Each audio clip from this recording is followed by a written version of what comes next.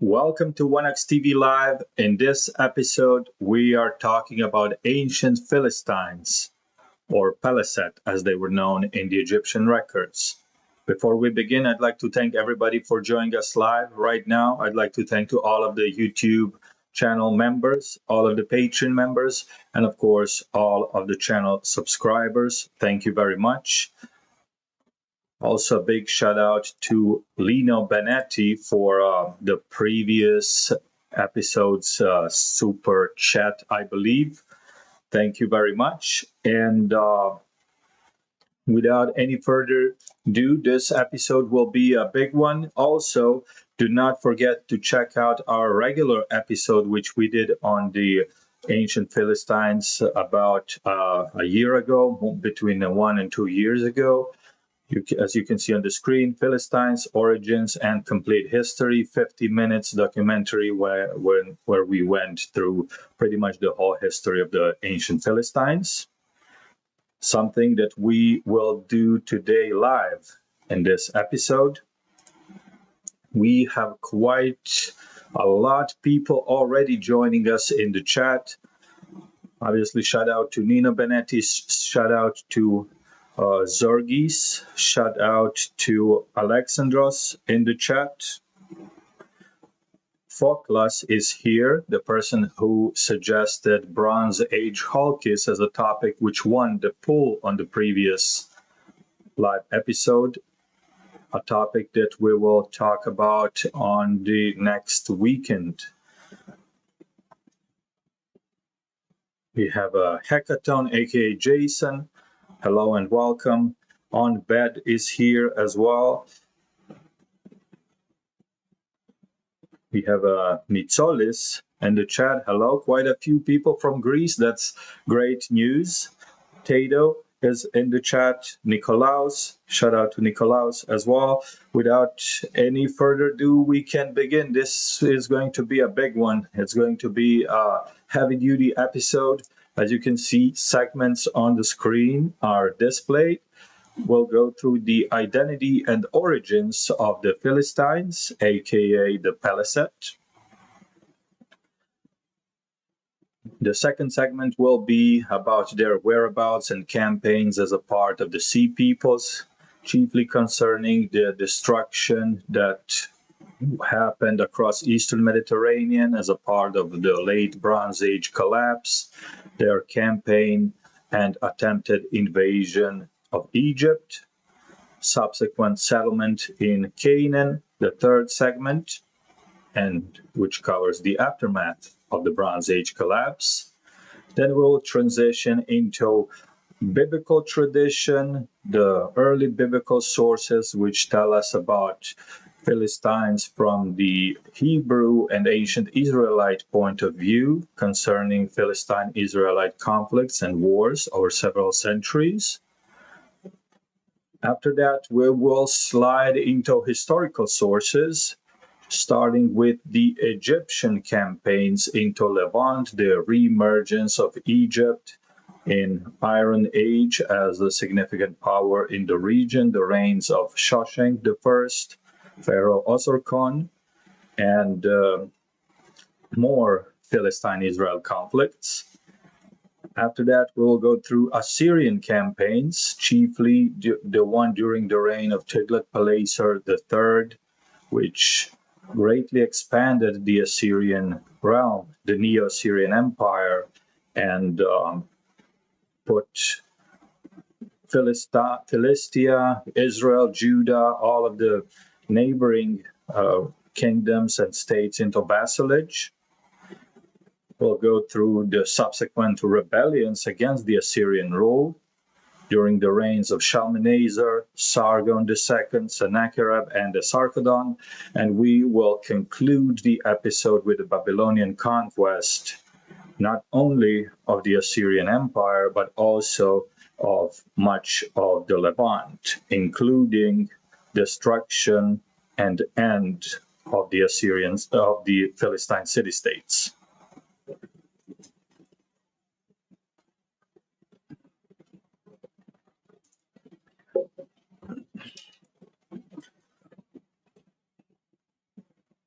OnBet says Paul is my real name. Well, hello, Paul. Welcome to the Peleset episode. Like I said, this will be a big one. Last weekend we did the Teaker, the first out of the Sea Peoples episodes, which deal with Sea Peoples not only during the late Bronze Age collapse, but also the aftermath. Whatever Sea Peoples group we have in the historical sources mentioned after the late Bronze Age collapse, we will do a content about on this channel. Teaker were the first, Peleset are the second. Perhaps we do Luka or Shekelesh or one of those groups next. Who knows? We'll talk about that subsequently. Jason says, I'm partial with the Pelasgian theory, but I do not know if there's concrete evidence other than the Mycenaean type pottery and ancient DNA studies, but these are for Mycenaean colonization, not presumably not for Pelasgian theory itself. All right, so I think that we are ready to begin, and we're going to begin with the identity and origins of the Philistines. Who were they? Who were the Peleset mentioned in the Egyptian sources?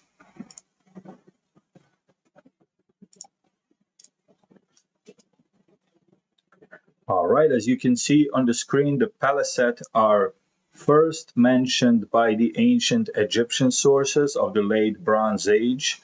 We're talking about reign of Pharaoh Ramses III, to be more specific. The early 12th century BC, he, I believe, is the first one that mentions Peleset by name as a part of the Sea Peoples Coalition, wreaking chaos across eastern Mediterranean and ultimately marching towards Egypt, attacking Egypt on both land and sea. So you see the how it was spelled in ancient Egyptian language. The Hebrew sources mention them as either Peleshet or Pelishtim. Likewise, Assyrian sources, and Assyrian sources are, of course, in the Akkadian language, mentioned Palastu or Pilisti or Pilishti as a reference to the Philistines, and of course, ancient Greek sources, the Philistinoi, which was, I believe, later Greek, and earlier sources mentioned Philistine as their region. Who were they? Where did they come from? What are the origins of the Philistines? We can conclude based on available evidence that their origins are in the Aegean region, obviously originating in Bronze Age, specifically mentioned in late Bronze Age, likely of earlier origin at some point earlier in time. We do know that they had architecture similar to Mycenaean architecture, actually very similar to Mycenaean architecture at the time they settled in Philistia, historical southern Canaanite area, coastal Canaan. Their cities such as Ashdod, Ekron, Gath, even Gaza, and Ascalon were built very similarly to Mycenaean style buildings with megarons, with huge columns as the megaron entrance, even the open hearths. So architecture very similar to the Mycenaean one. Pottery, which was locally produced in the 12th century BC, after their settlement in southern Canaan, was nearly identical to the sub-Mycenaean style of pottery production of the Aegean Sea and the island of Cyprus of the same time period. We're talking about the 12th century BC. Also, their early burials happened to be very similar, if not identical, to some of the Mycenaean style burials as well. We're talking about chamber tombs, we're talking about oval shaped graves, we're talking about warrior theme items, figures, figurines, some weapons in their burials. Very characteristic to Mycenaean style. All of these things put them very close to a group. Well, they picture a group originating in Mycenaean Greece in the region of the Aegean, very different from their neighbors, their new neighbors in Canaan, such as the ancient Late Bronze Age Canaanites, Iron Age Canaanites, Israelites, Egyptians, Phoenicians, and so on.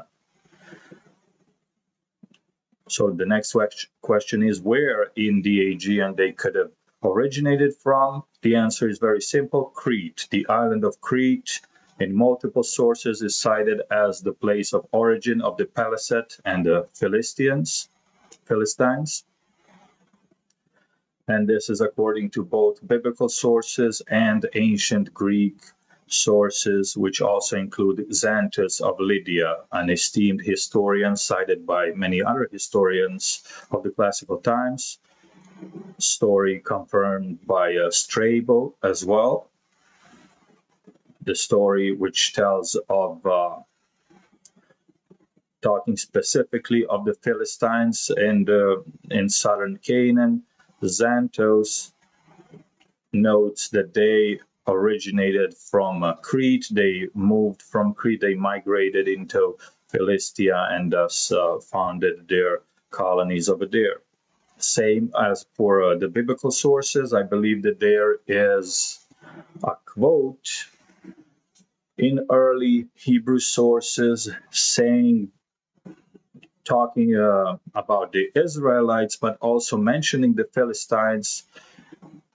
I can't remember the exact quote, but it was something in the excess of mentioning the children of Israel, which the Lord brought to Israel from Egypt, and also the Philistines or the Peleset, which he brought there from Captor. And Captor is an Hebrew term for the island of Crete. As you can see on the screen, Hebrew it's Captor, Akkadian is Kaptara, Egyptian is Keftiu, as we already know through our earlier episodes, and in ancient Greek it's Crete or Creta. And we have History with Sai in the chat. Shout out to History with Sai. And we also have a super chat from him. Thank you very much. One of the most, he's a friend of the channel and one of the most influential, I would say, individuals when it comes to development of WanaxTV. Big thanks to History with Sai. I believe that he will have some topics on his channel shortly, somewhat related to what we're talking about today. As you can see on the screen right now, shout out to History with Sai. Right now, he's having a large Egyptian series going on, dynasty by dynasty. Make sure to check that out on his channel. I learned a lot about ancient Egypt from his series specifically. He goes into great detail, and I'm sure that most of the people here, if not the vast majority, have already subscribed to him. And a lot of people that are WanaxTV viewers came from History with Sai. So big thanks to him. All right, so we're concluding this first segment. Obviously, in short, Philistines were a tribe or a people or a group that took part in the campaigns of the Sea Peoples. They originate from Crete. Now, Unfortunately, we do not know any more detail on their Cretan background. Were they related to the Pelasgians, the Pelasgoi, who are also noted by ancient Greeks as one of the historical peoples living on the island of Crete, besides Ethiocretans, who are descendants of the Minoans, besides Kydones, who are indigenous inhabitants of the western Cretan area, according to the Odyssey at least. Also, we have Hellenic tribes, Achaeans and Dorians, and also Pelasgians are mentioned among the inhabitants of Crete. So could Philistines, aka the Peleset, be related to Pelasgoi, the Pelasgians? We are not sure. We do not have. There is similarity when it comes to the name, but beyond that, we are not really sure. We do know that according to multiple ancient sources, they were in fact originating from the island of Crete. We have Tato in the super chat also. Thank you very much. Appreciate it. Shout out to him as well. We're going to display that on the screen shortly.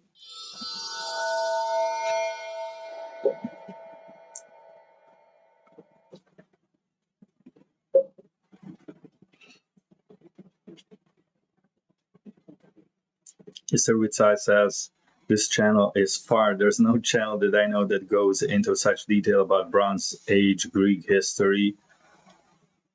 Thank you very much, Sai. So hopefully once Sai is finished with some of his projects that are upcoming that I cannot reveal at the moment, but they're going to be very exciting. People are going to love it. Hopefully after that is done, we can do some live episodes together. I'm sure that that's coming shortly, but yeah, everybody stay tuned. We're going to do something in the coming months for sure. All right, so moving from the identity and origins, we are going to the earliest mentions, historical mentions of the Peleset and their role as a part of the Sea Peoples.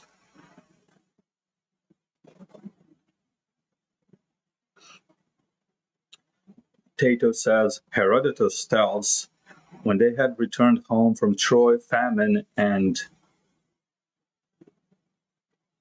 pestilence came upon both men and their cattle, until at last Crete was stripped of its inhabitants for the second time. History with Sight, for sure looking forward to. On Bad says he's not uploaded in a fair while History with Sight, but check out World History by you. I was watching him before I found you, and then Wanax. He has some good presentations too. So World History by a Jew. We'll check that. We'll check that channel as well. Moving on, we have Peleset and the Sea Peoples. So the earliest mention of the Philistines come to us from the Egyptian sources of the late Bronze Age.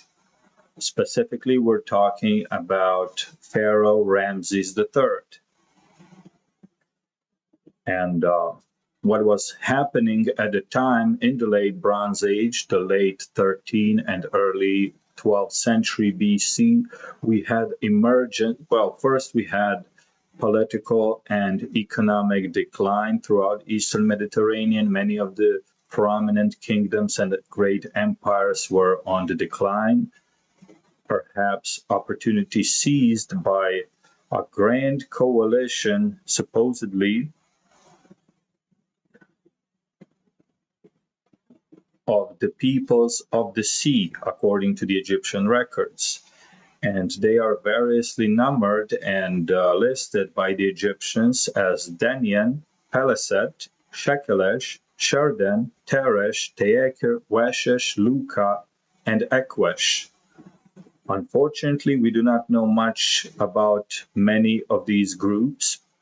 beyond educated guesses, with some exceptions. Obviously, we do know quite a bit about the Peleset because they do have history after the Bronze Age collapse. We also happen to know a little bit about Teyaker, an episode that we did the last weekend. We also do definitely know about the Luka, which is a coastal region in the southwestern Anatolia, better known as Lycia or Lycia historically. And we presumably know that Aquesh were associated with the Achaeans of the late Bronze Age, the Greeks. So some of the groups we know quite a bit about, many of them not so much. Peleset are, fortunately for us, in the category the one with the better available knowledge. So the earliest mention of the invasion of the Sea Peoples was actually during the reign of Pharaoh Merneptah, during the final years of the 13th century BC. Here, the Libu, the Libyans, were joined by a coalition of the Sea Peoples, including Aquesh, Luka, and others. They attempted invasion of Egypt. They were defeated in the Battle of Periri, and Egypt under Merneptah was victorious. The Peleset were not a part of this coalition. They were not recorded among the Egyptian adversaries at this time. However, they would be recorded shortly afterwards during the reign of Pharaoh Ramses III in the early 12th century BC. By this time, the Hittite Empire was facing great difficulties dealing with adversaries on multiple fronts. They were previously defeated by the Assyrians in a battle concerning their respective borders. They had trouble with the Kaskan tribes from the north, and they had great trouble with the Western Sea Coalition, which the Egyptians recorded as consisting of the Peleset, Denian, Shekelesh, Shardan, Teresh, Teyeker, and Weshesh. So the Hittites themselves do not specifically record any of these names. They do not record who specifically they were fighting against. We do know that they were involved in the war because of the Ugaritic sources and sources from Carchemish and sources from Alasia, the late Bronze Age kingdom on the island of Cyprus. So Ugarit and Alasia and Carchemish were, some of them were allies, talking about Alasia, and some of them were vassals, Carchemish and Ugarit, of the Hittite Empire under King Shuppiluliuma II, the final king of the Hittites. We do know that Ugarit was facing great troubles. They were attacked by the sea from their enemies. They sent Ugaritic ships for a battle in Luka, presumably to aid either Hittites and or Hittite allies battling the Sea Peoples there. And we do know that Ugaritic armies were sent to Hattusa to defend the Hittite Empire from the attack of the Sea Peoples. Ultimately, Ugarit was destroyed. The Hittite efforts were defeated. Hattusa itself was destroyed. The Hittite Empire was ended. And the kingdom of Alasia on the island of Cyprus was destroyed also. Cyprus was immediately settled, and it was settled by migrants or colonists from the Aegean, specifically the Greeks. It gave birth to the Greek city kingdoms, the Cypriot Greek city kingdoms, such as Salamis, Paphos, Kition, Marion, and many others. And this already took place in the 12th century BC during the collapse of the Bronze Age. Alasia was destroyed. It was taken by the Greeks for the most part. Some of the areas were later settled by the Phoenicians as well. But nevertheless, we have destruction of the kingdom of Alasia, its immediate replacement by the emerging Greek city-states on Cyprus. We have destruction of Hattusa and the end of the Hittite Empire. We have destruction of the city of Ugarit. And we have establishment of a war camp in the nearby land of Amuru in the Levant. This was recorded by the Egyptians. They record Peleset, among others, as being some of the chief constituents of this coalition. They set up camp in the land of the Amuru. They are perhaps joined by some of the Amuru as well, some of the neighboring peoples too. And their plan is to go southwards, to proceed southwards and attack Egypt itself from both land and sea. Pharaoh Ramses III, he anticipates this, and he meets the Sea People coalition in battle. He first defeats them in the borderland in the Levant. Egypt comes out victorious, and then we have a sea invasion and battle of the Nile Delta between the Sea Peoples and the Egyptian kingdom. Egypt is victorious here also. They set up a lot of archers. They set up traps at the entrance of the Nile Delta. They managed to defeat the Sea Peoples on both land and sea. And this marks the end of the campaigns of the Sea Peoples. Egypt is decisively victorious. In the aftermath, and as a result of this, many of the Sea Peoples vanished from history. They are defeated by the Egyptians. They are never mentioned again, Washish being among them. However, some of them, chiefly Peleset and Teaker, are allowed by the Egyptians to settle in southern Canaan.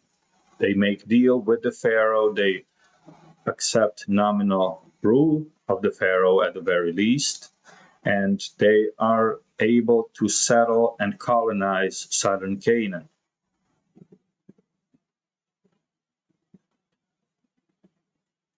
This marks the end of the Late Bronze Age. It marks the end of the Late Bronze Age collapse. It starts the period known as the Dark Ages in Greece, known as the Iron Age elsewhere. It is also a period of instability, decline, and fragmentation of not only,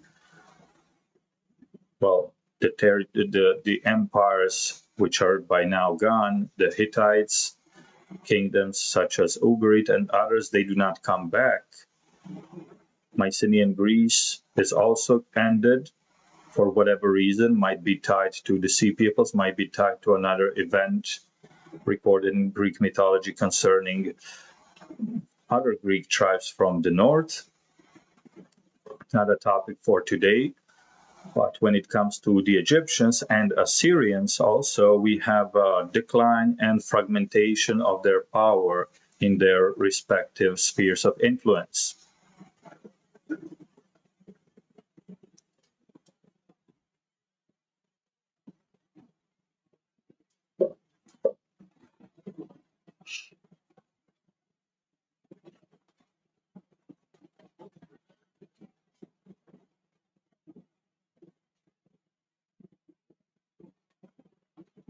Onbet says, would these have been Proto-Carthaginian Libyans?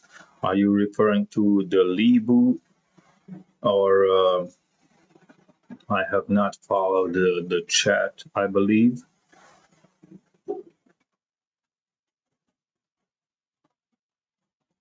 Jason says, it would be so great to have specific references to epigraphic evidence. Zurgis says, you mean the Phoenicians? So the Phoenicians also capitalized on the end of Alasia on Cyprus, and they also colonized some areas. I believe the city of Kition was chiefly populated by the Phoenicians, but not only by the Phoenicians, but it was populated by the Greeks also. So it was one of the rare Hellenic slash Phoenician settlements where both groups lived in the same city and they lived side by side. So it was a multi-ethnic city. The vast majority of them were Greek city-states, especially Salamis being the most prominent together with Paphos. Salamis being the most prominent on the eastern part of the island, Paphos being the most prominent city-state in western Cyprus.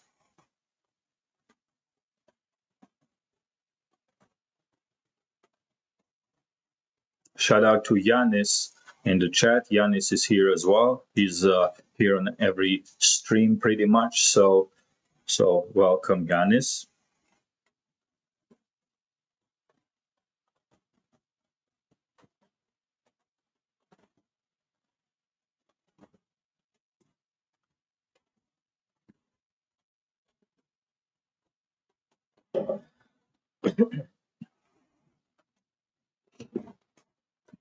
Lena Benetti says Israelites wreaked chaos in the area.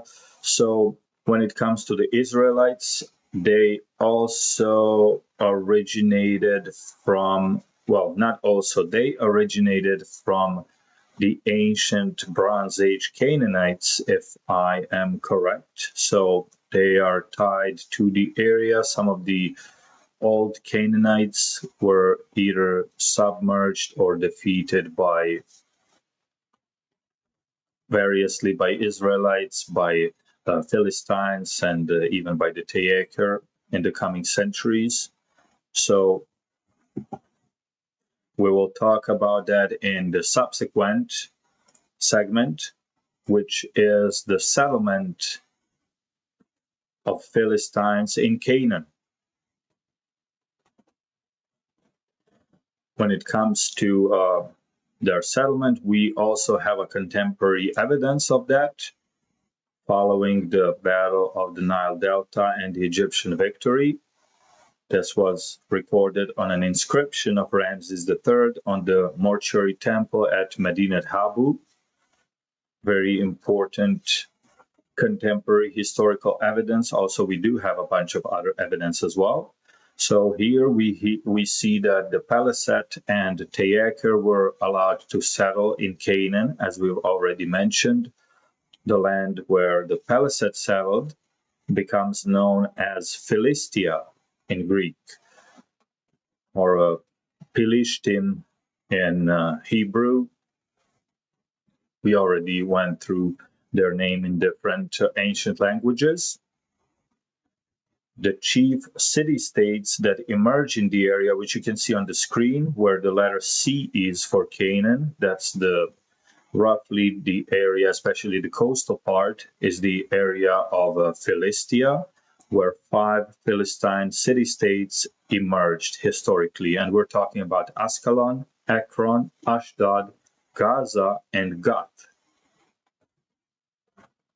As we also mentioned, the architecture of the buildings in these cities, especially early on, is reminiscent and very similar to the Mycenaean style architecture, especially when it comes to the Megaron and the way the town center and the chief buildings in each city were constructed. When we talk about the pottery is sub-Mycenaean pottery. It was locally produced in Philistia, and it was nearly identical to the contemporary pottery of the emerging Greek city-states on Cyprus and the contemporary pottery of the sub-Mycenaean period in the area of Greece, especially the island of Rhodes. I believe that we also have some evidence of other Aegean islands and possibly Greek mainland also. So when we talk about the sub-Mycenaean pottery, We're talking about the period between roughly 1150 to 1050 BC. So the pottery production, together with the style of architecture, shows us connection between the Philistines and the Cypriots and the Greeks of the set time period. We also have fragments of the language of the Philistines. Unfortunately, we do not have any texts. We only have individual words for the most part, some names and some loan words where we can make some connections to the Aegean, to the Mycenaean Greek, perhaps. Nothing clear there simply because of the absence of evidence when it comes to written records. We do know that there are some names, such as Philistine names, such as Akish, which presumably means or refers to Achaean. Also, we have some loan words into Hebrew, which are very similar to Greek words to the Greek words, presumably loaned to Hebrew from or through the Philistines. We have Kimbos or Koba. For helmet, we have a Pelagos in Greek, Peleg in Hebrew, and presumably Philistine, meaning sea or stream, if we are talking about Hebrew. So we have some individual words like that. We do have more, but I don't have them on the screen for you right now. We also have evidence of a linear related script, either Cypro-Minoan or a reminiscent of a linear B or some similar script that was initially used by the Philistines early on between the 12th and the 10th centuries BC. And we do have subsequent shift towards the emerging Phoenician alphabet in the 9th century BC.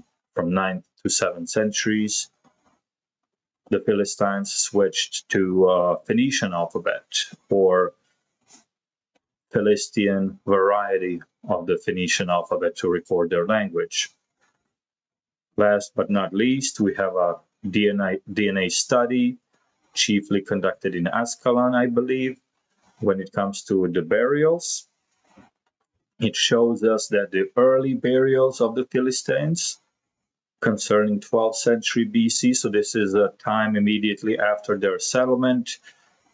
The DNA shows ancestry closest to the Cretan and I believe also Sardinian ancestry for some reason, but it does show ancestry closest to Crete and very close to the Aegean DNA of the time as well. As the time went by, apparently the population of the initial Peleset, aka the Philistines, the settlers were blended into the native population, and by the 10th century BC, the DNA starts to look closer to the native population. So about 1 or 2 centuries it took for this group to get blended into the native population genetically, according to this study.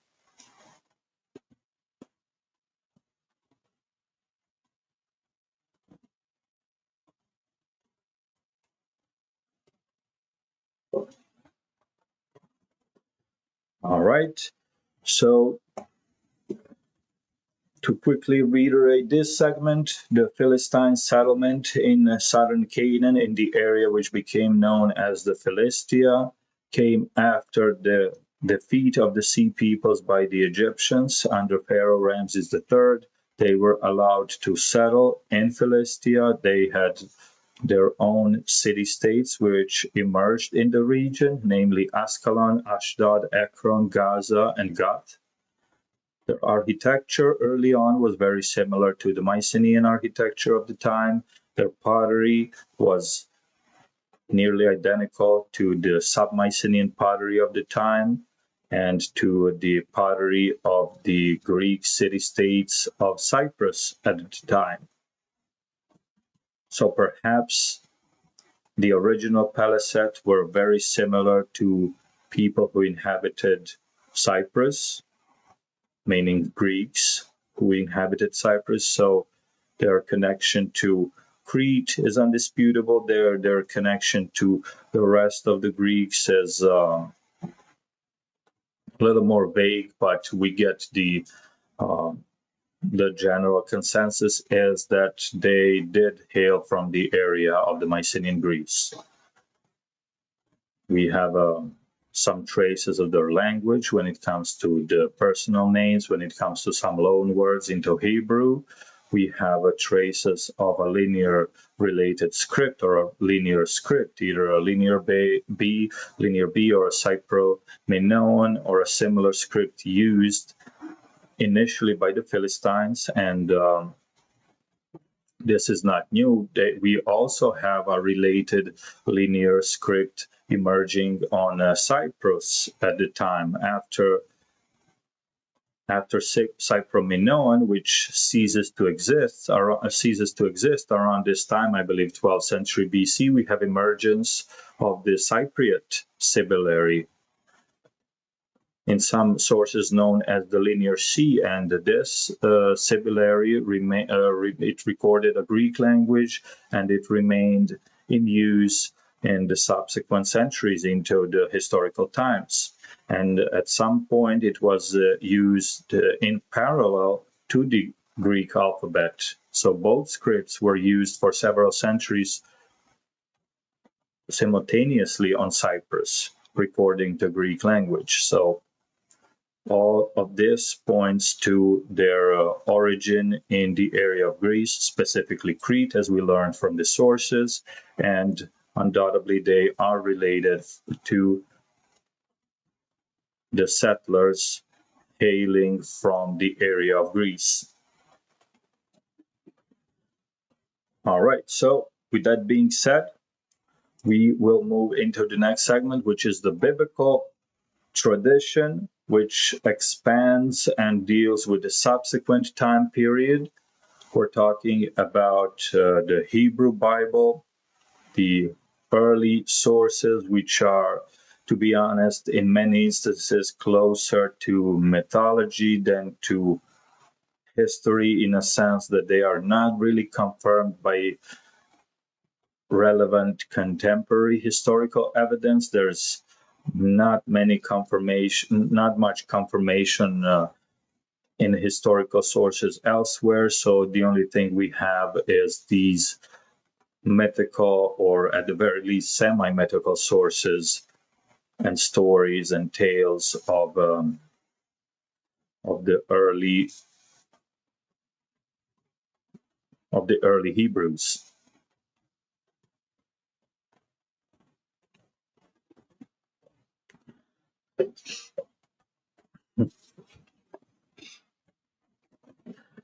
So as we can see right here, at the time of the Philistine settlement in southern Canaan, we're talking about the 12th century BC, Israel, the land of Israel, was not a unified land. It was not a unified state. No such thing existed at the time. And the land of the Israelites, the areas inhabited by them, were divided into many tribes, known in biblical sources as the 12 Israelite tribes, the 12 tribes of Israel. These tribes were usually ruled or led by their chieftains or leaders, which were known as the judges. So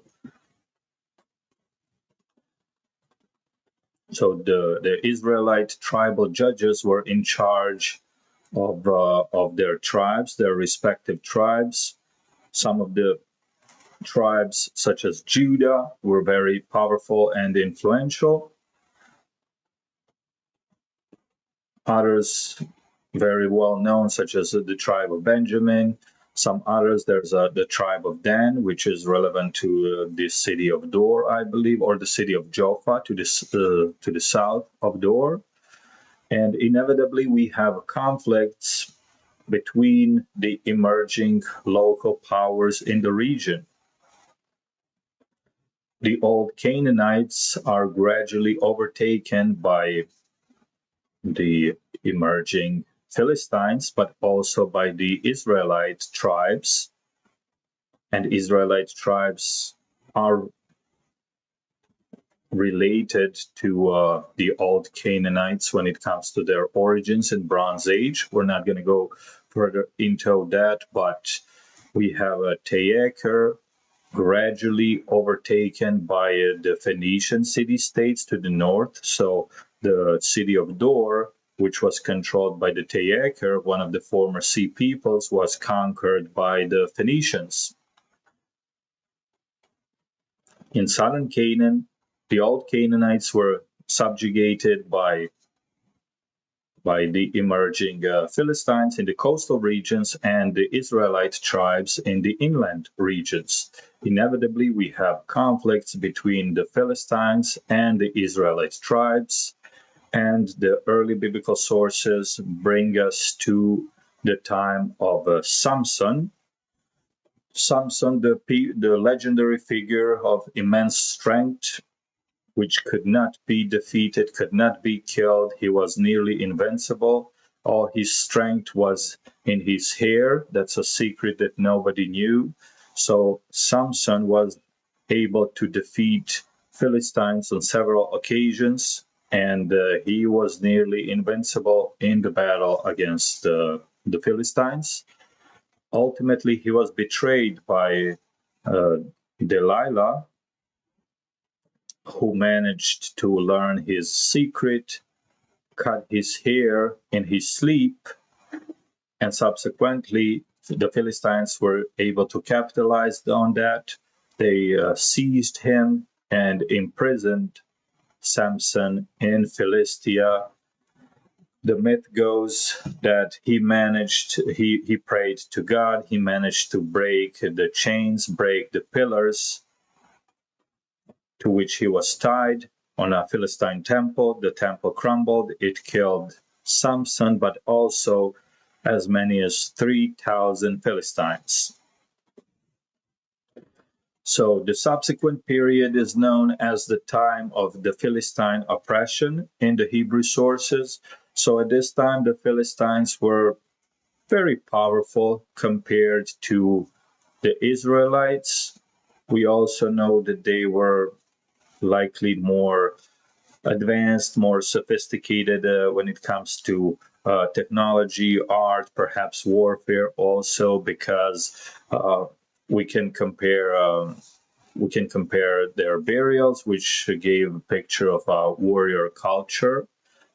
After the settlement, we're talking about the early Philistines, where then the pottery also very sophisticated, probably some of the most sophisticated pottery of the time period, because we're talking about the Mycenaean pottery and the sub-Mycenaean pottery compared to a very plain, very simple Canaanite pottery, which was produced by the ancient Israelites of the time. So at the beginning, Philistines were very strong. It was very difficult for early Israelites to deal with them.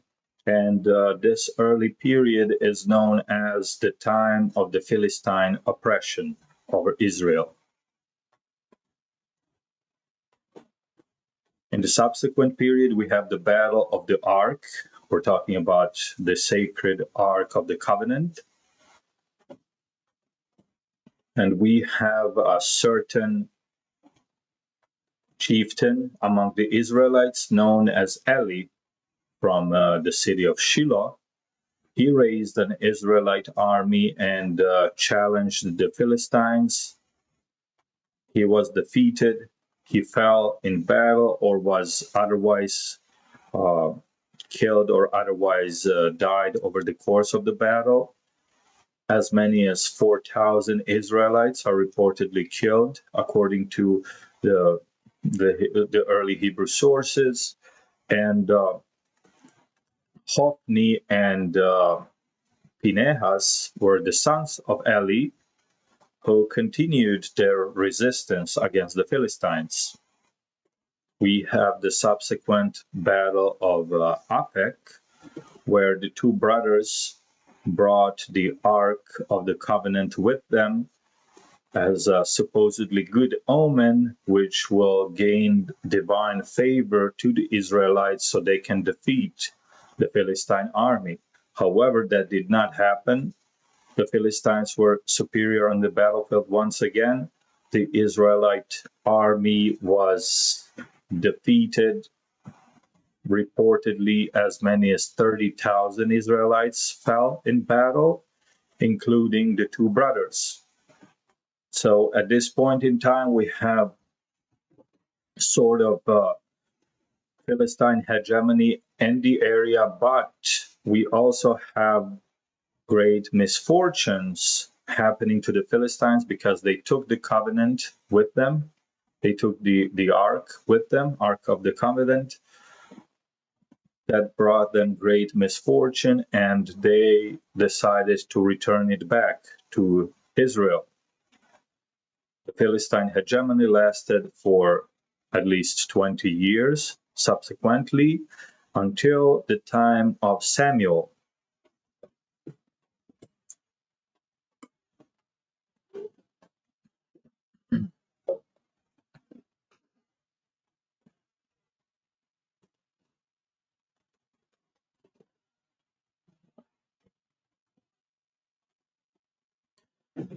News director says, a question: do we have any records of any of the Philistine leaders or kings? Yes, we do, and we will mention them shortly. Right now, we're dealing with the biblical tradition. We haven't transitioned into historical sources yet. We do have many of the historical Philistine kings of the Philistine city-states. We do have them by name, and we will mention them likely starting from the very next segment. So that's a good thing. We will deal with some of the historical Philistine kings, a lot of them actually.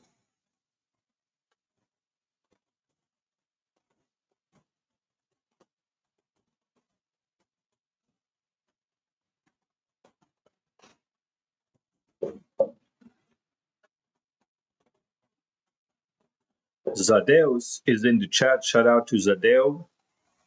Welcome here. We're talking about, he's mentioning Akron tablet. Okay.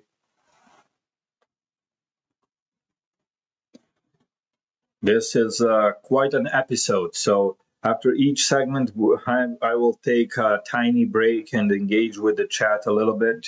A lot of information here, a lot of battles, a lot of wars, a lot of names. So a very interesting topic. I believe one of the most interesting ones that we have done since we started doing these live episodes.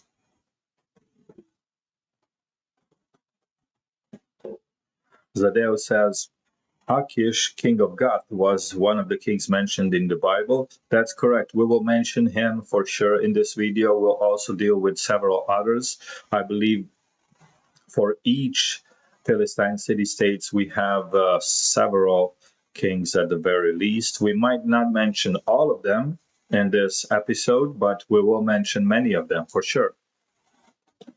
So either way, after the Battle of Aphek, we have the Philistine hegemony. We have over Israel.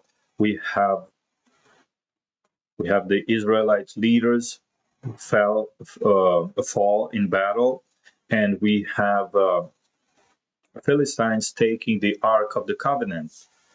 They subsequently returned it back to Israel because it caused them great misfortune, but they continued their hegemony for the next 20 years. And we are arriving to the time of Samuel of Shiloh.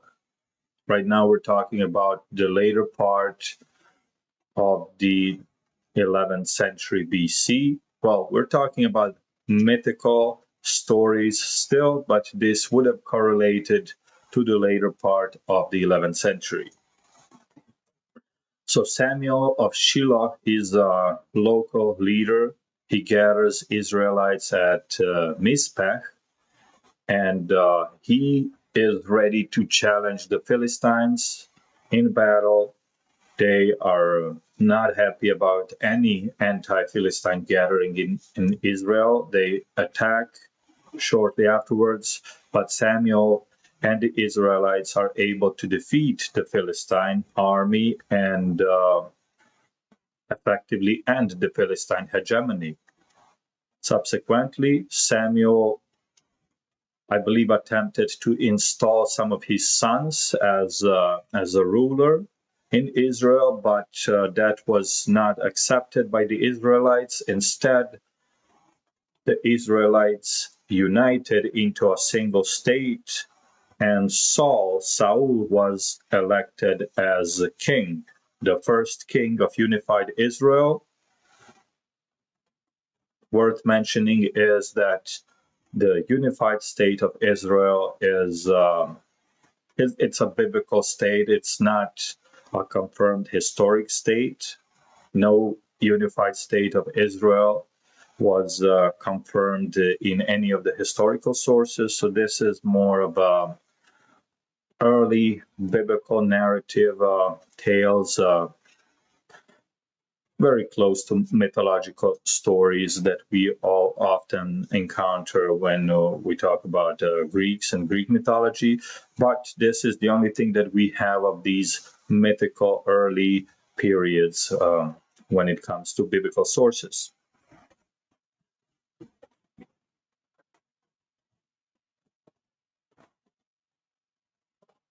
So Saul, whose reign corresponds to a time period between 1030 and 1010 BC, he emerges as a king of unified state of Israel, and he has new battles with the Philistines. This is a threat to the Philistines. They do not like uh, a strong unified state to oppose them, and new battles are fought. The Philistine army, numbering 3,000 chariots, 6,000 cavalry, and thousands more infantry, is gathered and it marches into Israel.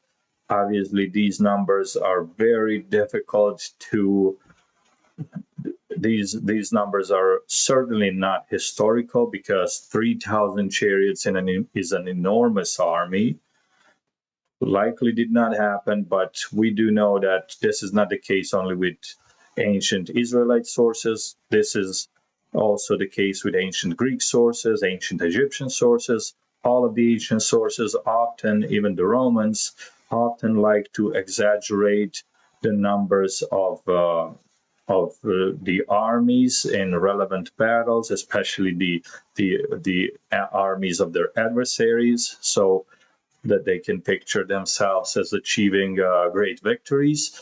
Either way, we have, according to the early biblical sources, an army of 3,000 chariots, 6,000 cavalry, and thousands more of infantry. It is defeated by a surprise Israelite attack.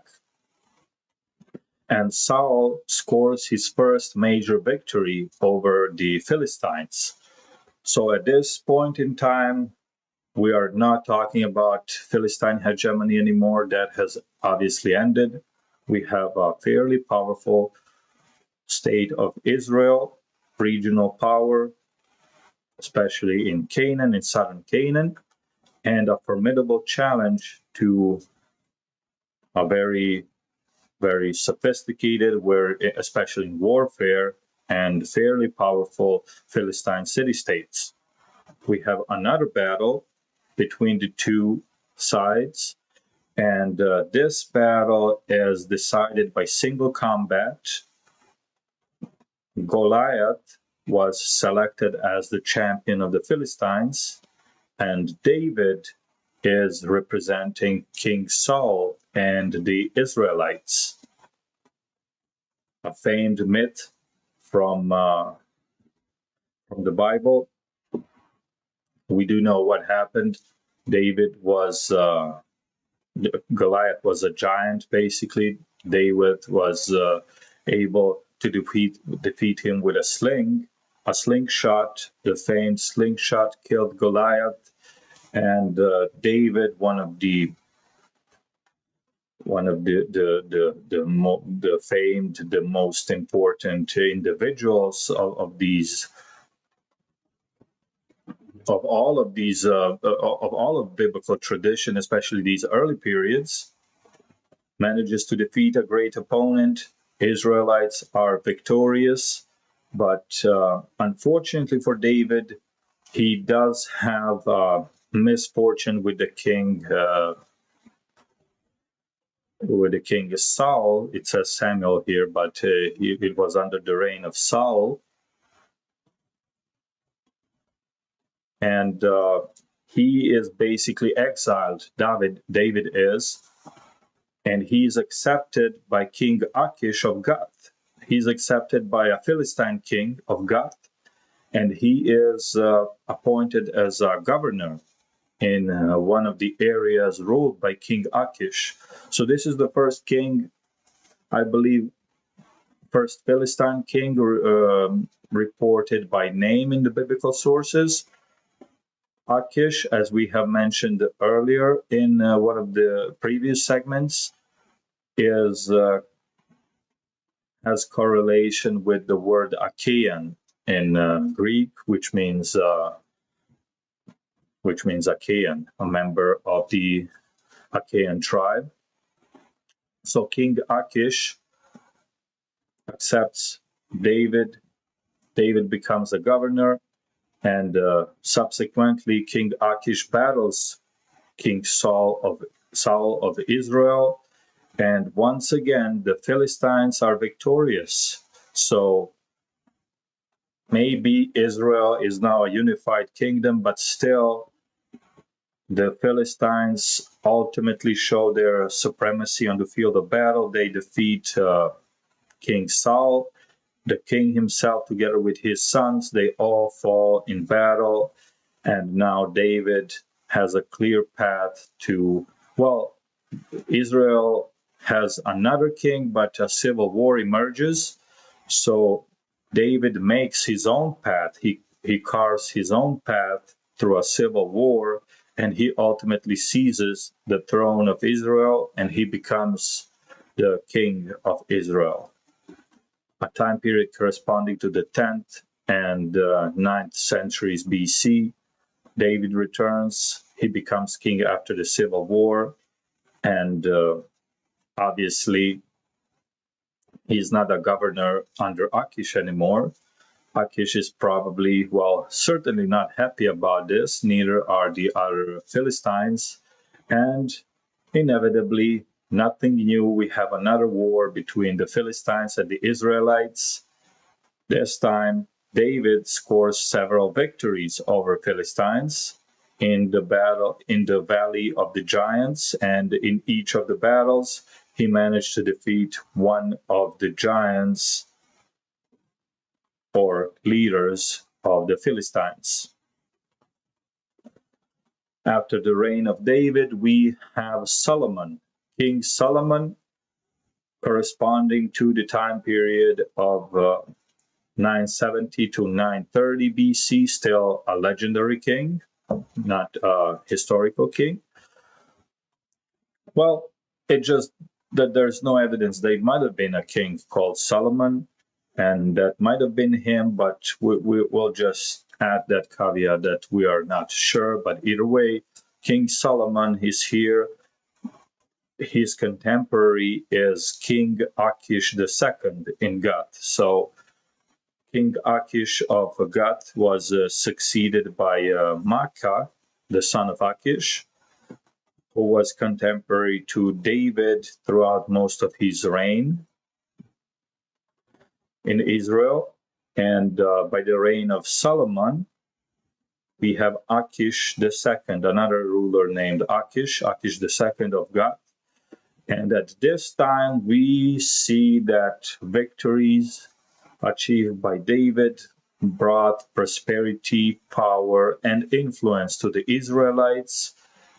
Biblical sources tell us that Solomon received tribute from the Philistines. No mention of which specific Philistine city-states we're talking about, I believe, but Solomon was definitely recognized as a powerful ruler in the area at the time. And after Solomon, he is the last king of the unified state. After Solomon, we have Israelite realm divided into two states. And of course, we're talking about the kingdoms of Judah and Israel.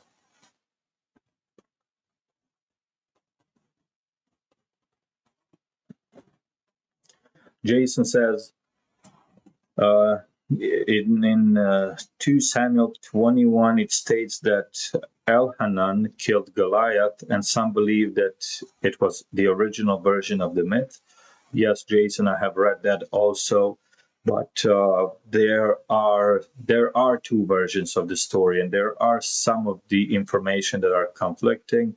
But I didn't want to go too deep into it, especially that we're talking about the biblical tradition.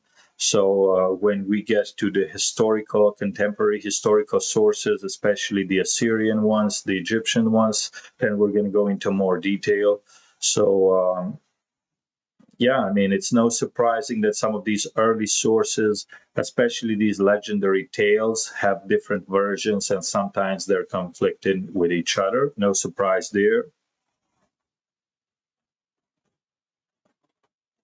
Onbet says, I'm happy believing that Solomon was a real person. His legacy was strong enough for those who followed to keep his name in high regard.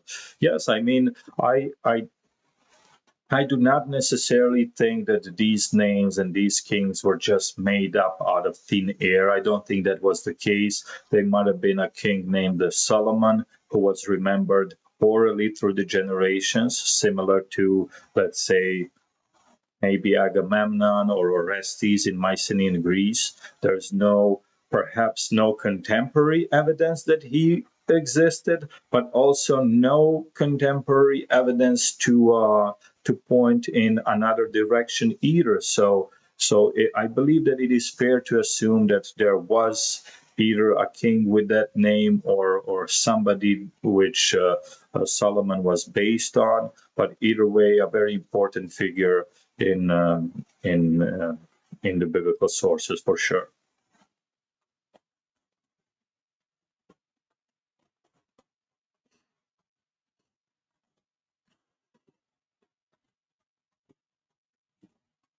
All right, so with the division of Israel into two kingdoms, the kingdom of Judah to the south and the kingdom of Israel to the north, we conclude these early sources of biblical tradition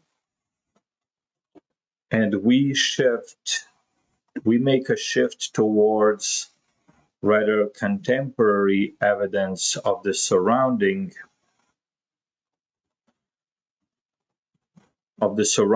powers that were relevant in all of the Near East. We're talking about Egypt, we're talking about Assyria, and also the biblical sources also continue.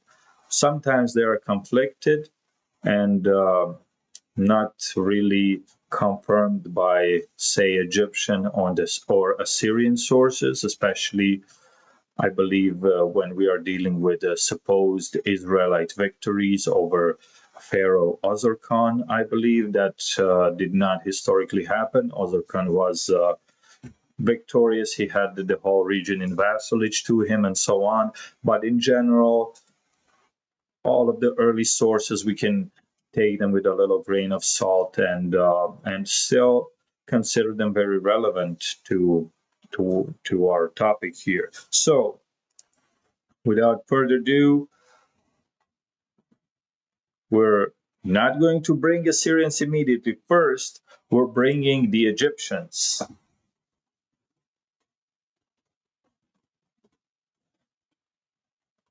All right, so from about 10th century BC, we have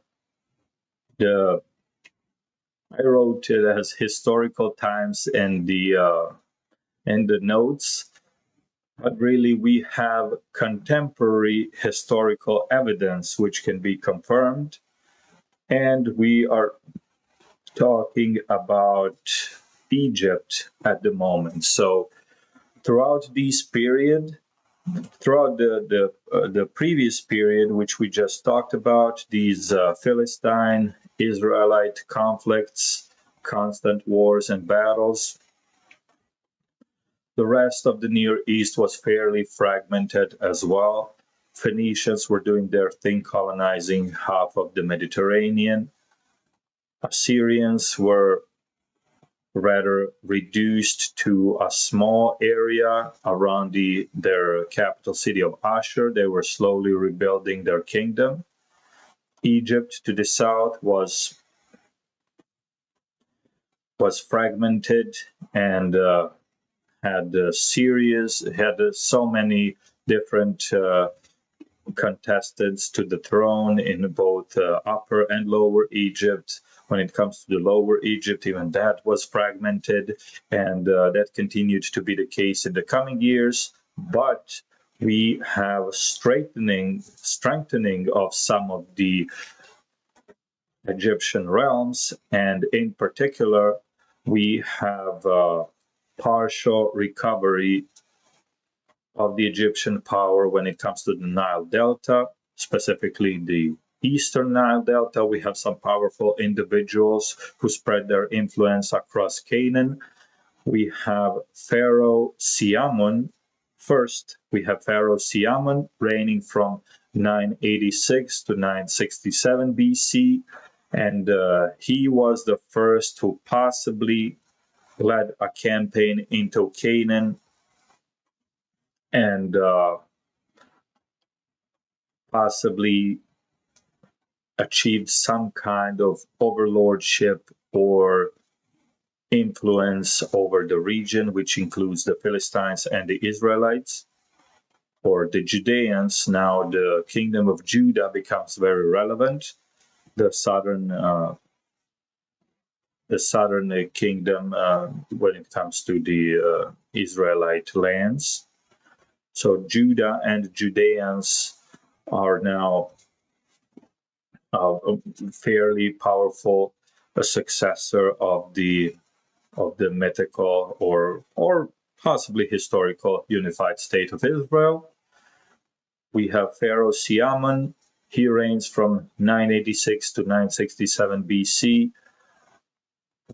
He is succeeded by another pharaoh, who is in turn succeeded by Shoshenq I, the founder of the 22nd dynasty in Egypt, and he did not rule over all of Egypt. He did not rule over all of Lower Egypt either.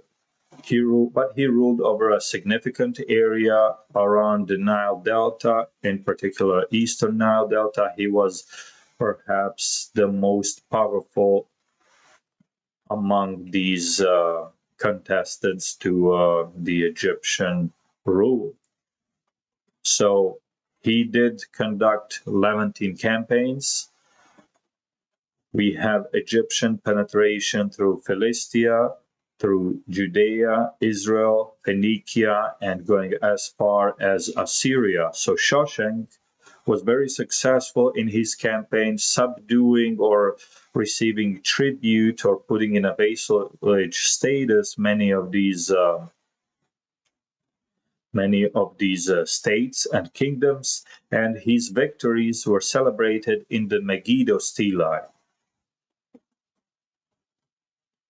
So Shoshenq I was, one bet says there wasn't a Shoshenq redemption.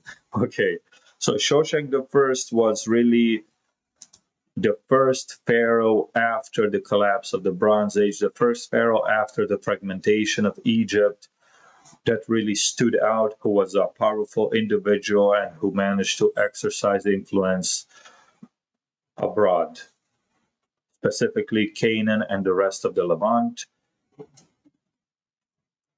He achieved some military victories and he celebrated them in the Megiddo stelae. He was succeeded by Pharaoh Ozarkon I.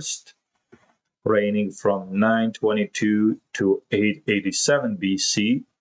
And this is what I mentioned earlier. I believe that in biblical sources, it is recorded that a Judean king somehow was able to defeat and repel the Egyptian force at this time. But we do know that when it comes to Ozarkon, he was not defeated by the Judeans or any other Israelites or Philistines. He kept his hegemony over the area, and he was reported to have passed through the kingdom of Judah at 853 BC with a large army. He was marching north to confront the expanding Assyrian Empire in northern Levant. He was not able to contain the Assyrians, that's for sure, because Assyrians were on the rise, and they would continue to do so in the following decades. From here, we can at least learn that Philistia, Judah, and Israel were under the Egyptian sphere of influence. And during this time, the city-state of Ashdod gained control over Gath. So we know Achish of Gath, who appointed David to be his governor, and Makkah of Gath, his son, and Achish the second of Gath. So that dynasty was shut down, and the neighboring city-state of Ashdod managed to gain control over Gath. So now we're down to 4 Philistine city-states. We're down to Ascalon, Ashdod, Ekron, and Gaza.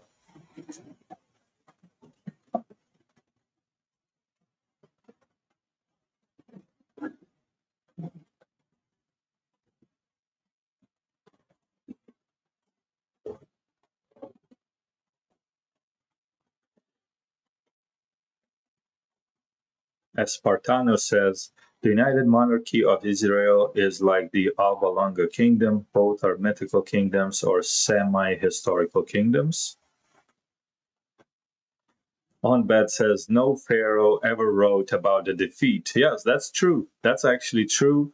But we do know that Osirkon I was able to pass through the kingdom of Judah with a large army uninterrupted. That would not have been possible if he was previously defeated by the Judeans. His passage through would be contested. So Azarkon was also focused more on building inside Egypt than further conquest, and also the Egyptian power was checked in the Levant by the expanding Assyrians. But when we're talking about the kingdoms of Judah and Israel, and also about the Philistines, they were not on the level of even weakened Egypt or Assyria. There is no record that they were ever able to decisively defeat either Egyptians or Assyrians in battle. I believe they were only able to defeat each other pretty much.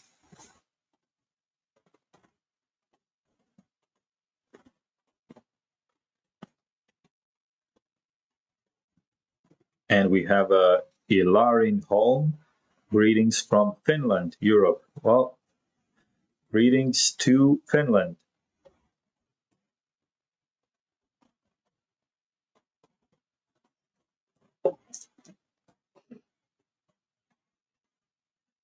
Zorgis asks, did they use iron weapons and armor at the time? Yes, at this time we are talking about Iron Age, so I assume iron was used. It began to be used around a little bit earlier than this period, I believe. When it comes to the quality of weapons, a lot of people assume that iron has this vastly superior quality to bronze. In reality, I think it is roughly or approximately the same or similar quality, but iron is much more convenient and easier and cheaper to produce. So it easily replaced bronze as a chief material for weapons of the time.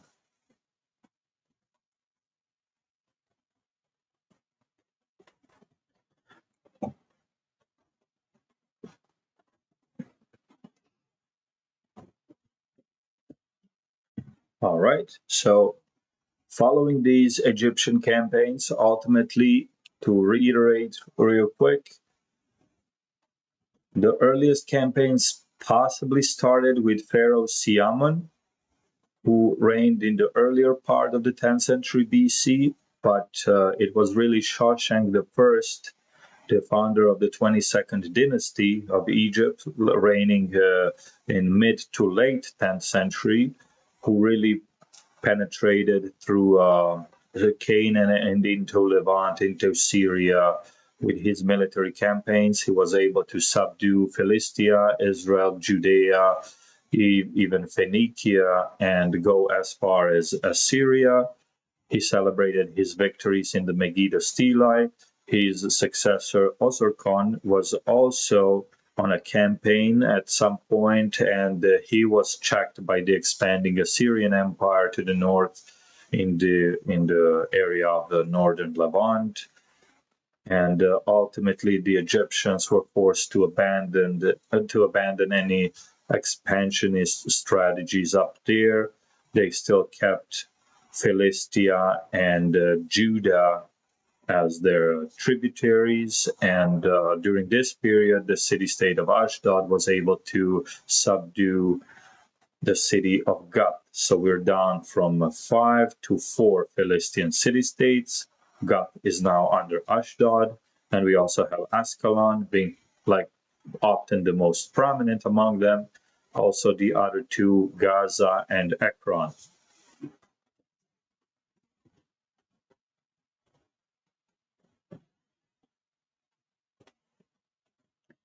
All right, so with that being said, now we are going to the next segment, enter the Assyrians.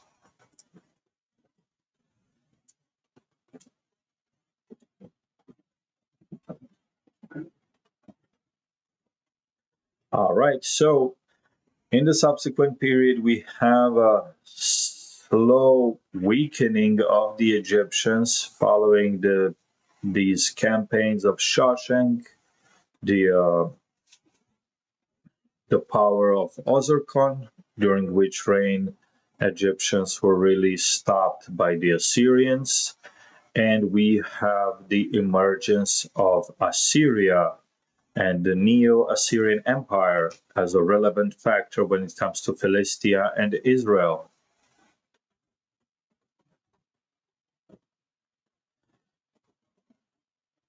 And thus we arrive to the reign of King Tiglath-Pileser III, one of the most famous Assyrian kings, reigning from 745 to 727 BC. And during his reign, we have expansion of Syria in many directions. We have his conquest of a powerful Urartu kingdom to the north of Assyria. And we have Assyrian campaigns into Levant. We also have an anti-Assyrian alliance forming among these numerous city-states, these kingdoms, these petty states. We have a large coalition forming by the Syro-Hittite states, the successor of the collapsed Hittite Empire. We have the Aramean city-state, not the city-state, we have a powerful kingdom of Damascus. And we have Phoenicians, chiefly the city of Tyre. We have the kingdom of Israel, and we have two Philistine kings. And we know these two by name. These are historically recorded kings. Among the Philistines, we have Mitinti, the king of Ascalon, and we have Hanun, the king of Gaza. So these two rulers, Mitinti and Hanun, They sided with Damascus and Neo or Syro-Hittite states. They were also allied with Israel, with the Phoenicians, chiefly the city-state of Tyre. And we have this grand coalition battling against the expanding Assyrians under King Tiglath-Pileser III. Unfortunately for the Philistines and their allies, they are defeated by Tiglath-Pileser. We have decisive Assyrian victory, and we have an annexation of some of the regions. We have expansion into Levant, an annexing of some regions over there. We have an annexation of northern parts of the kingdom of Israel, and we have reduction of many of these allies to the tributary and vassal states to the Assyrians now. So tribute was brought to Tiglath-Pileser by even some Anatolian city-states, some Anatolian kingdoms, which often played two sides game on their to their northwest. They also had expanding Phrygian kingdoms, so they tried to play Phrygians and Assyrians on two respective sides and keep their independence. So they played with vassalage a little bit, but many of the Syro-Hittite states were now submerged by the Assyrians. Others, such as Tabal and some other more powerful ones, still kept their independence and switched allegiance between Phrygians and Assyrians. We have Damascus, which is now completely defeated by the Assyrians. We have tribute by the Phoenicians. We have tribute by the Philistines. And we have also tribute by Israel, Judah, and we have also Arabic tribes and other Semite speaking kingdoms, such as Edom, Moab, and Ammon. These were located further inland to the east of the kingdom of Israel. So Mitinti of Ascalon is now replaced by a new king, vassal to the Assyrians. We're talking about Rukiptu of Ascalon. He's the new king of Ascalon. And besides him, we have Azuri, king of Ashdod. We have Hanan of Gaza, and we have Padi, king of Ekron, all pledging vassalage to the Assyrians. So you can see that Egypt does not have that power in the region anymore. Assyrians have expanded right next to the Egyptian doorstep right now, and all of Philistia and all of Judea and Israel are tributary states to Assyrian Empire.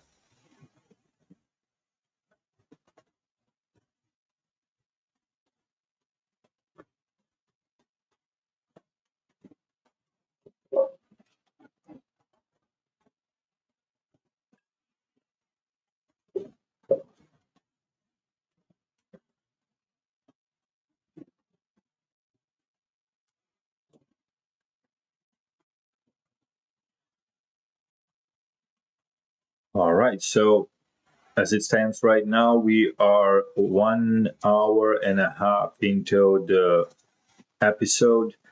I think that we will go for 2 hours, very likely, at the very least. And the next segment is following the Assyrian conquest and expansion, and we are talking about the rebellions against the Neo-Assyrian Empire. As you can see on the screen, we are talking about a very large segment, quite a few rebellions over the centuries against the Assyrian overlords. We'll go through all of them, and we will go through some of the subsequent kings of the Philistine city-states. Some of them were pro-Assyria, some of them were anti-Assyria, some of them tried to play both sides in many of the situations. We'll see what happened to them.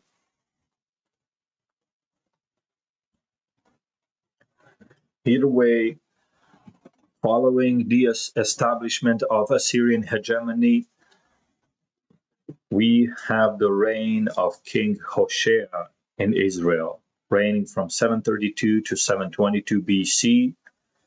And this king, we do know that the kingdom of Israel is located to the north of the kingdom of Judah, and kingdom of Israel is bordering the Assyrian Empire. The northern part of which was formerly kingdom of Israel was annexed by the Assyrians, and obviously we have some disdain of the Israelites towards the Assyrians.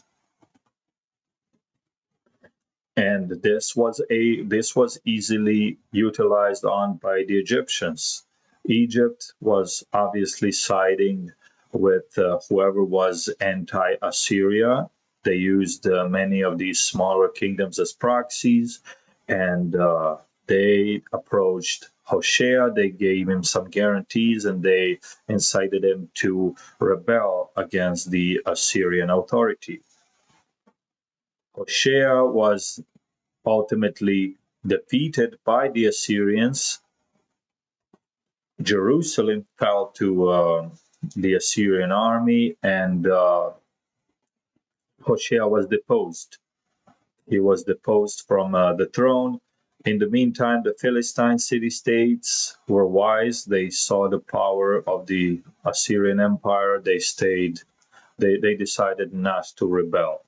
So for now, everybody was kind of still afraid to do anything against the Assyrians, but that would soon change because the Assyrian king Shalmaneser V was assassinated in 722 BC, the same year when Jerusalem fell, the same year Hoshea of Israel was deposed.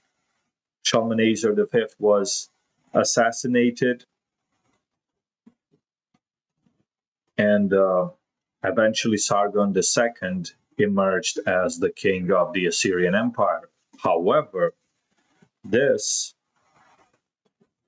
incited many of the Assyrian vassals to rethink their vassalage to the Assyrian Empire. So, namely, King Azuri of Ashdod decided to stop paying tribute in 713 BC. He likely overplayed his hand, obviously, because he was deposed by the Assyrians, and Ahimiti was installed as his successor, the king of Ashdod.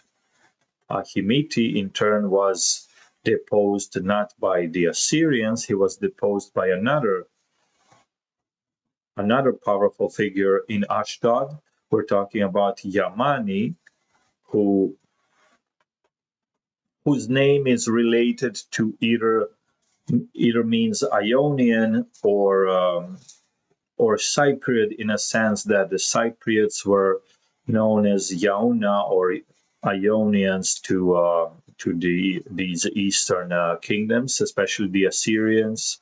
I believe possibly in the Hebrew sources as well. I'm not sure about this, but many of these eastern kingdoms, because they encountered Ionians in Asia Minor, they labeled all Greeks as Ionians. Similar thing that the Greeks did when we're talking about the Persians. In the early sources and in some of the later classical sources as well, the Greeks constantly referred to the Persians as Medes, because the Medes were the first Iranic or Iranian peoples which the Greeks encountered.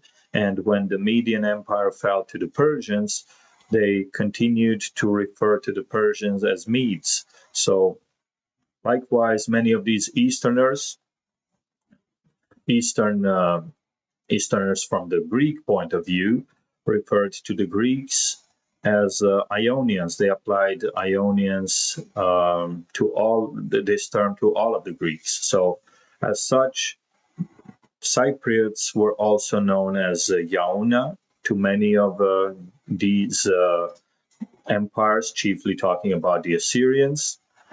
And so we have Yamani, the king of Ashdod, his name likely means either Ionian or Cypriot in the context that we just mentioned. We still have Hanan of Gaza, who joins the rebellion, which was now organized and raised by Yamani. So we have rebellion of the Philistines, not all of them, but obviously the cities of Ashdod and Gaza rebel against the Assyrian authority, thinking that perhaps Sargon II is not as powerful as Shalmaneser V. Of course, they are wrong. Sargon intervenes. Assyrians defeat the Philistine rebellion. Yamani is deposed. Hanan of Gaza is also defeated, and we have reestablishment of the Assyrian supremacy in the area. Sargon II is succeeded by Sennacherib in 705 BC. Sennacherib, the new king of Assyria, rules from 705 to 681 BC. Sargon, well, he succeeded because he was killed in Anatolia. So in 705, I believe, let me double check this date just to make sure. We are talking about 705, I believe. Yes, that's correct. So 705 BC, we have, following the reassertion of Assyrian dominance in the southern Canaan when it comes to Philistia, Israel, Judah, and so on. We have Assyrian intervention in southern Anatolia, I believe, against Kingdom of Tabal chiefly, and Sargon II is killed in battle. He's killed in battle. His body is not recovered. Huge shock to the Assyrians that Assyrian king can be killed by an inferior army. It sends shockwaves throughout the region, and we have some of their vassals once again thinking that this is the time to seize the opportunity and fight for their independence. They are, as many times in the past, wrong, because Sennacherib is also a powerful ruler. He ascends to the throne in 705, rules until 681 BC. We have many of the Levantine kingdoms and states, many of the Phoenicians, some of the Philistines, and we have Israelites all rebel against Sennacherib, thinking that he is not going to be as powerful as his predecessors, thinking that because Sargon II was killed in battle against the Anatolians, that Assyria is going to be on the decline, that they're going to be able to fight off the Assyrian hegemony, and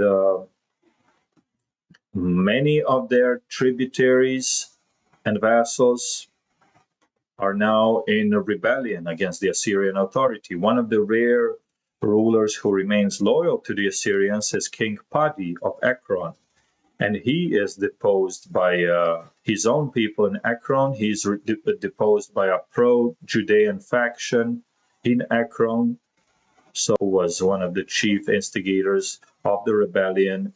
They did not want to be under the Assyrian yoke. They deposed Padi of Ekron. Padi was sent to Judah, I believe, and he was imprisoned in Judah. Mitinti, king of Ashdod, and Silbel, the king of Gaza, somehow decided that it is not the right time. They did not want to risk it, and they ultimately did not join the rebellion. They were not deposed by their own people inside their own respective city-states, but they managed to stay out of it. So Sennacherib and the Assyrian army invades Canaan. They expectedly crush the rebellion, defeat the former vassals, reinstall vassalage to them, and they install Sharu Ludari as a king in Ascalon. Now Egypt attempts to intervene in Ekron to save the rebels in Ekron, but Egyptians are defeated by the Assyrians too.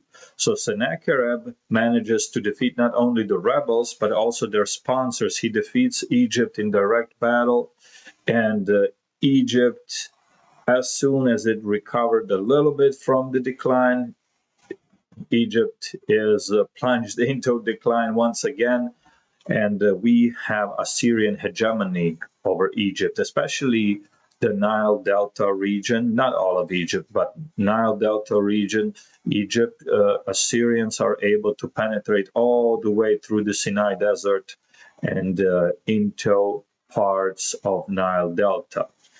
They free King Padi, who was imprisoned in the Judah. They free him, they reinstall him as a king in Ekron, and the two other rulers who did not rebel, Mitinti and Silbel, Mitinti of Ashdod and Silbel of Gaza, they are awarded some territory which the Assyrians decide to chip away from the kingdom of Judah, and they award a little bit of territory to Ashdod and a little bit territory to Gaza, and the Assyrian Empire is now at its peak, the Neo-Assyrian Empire.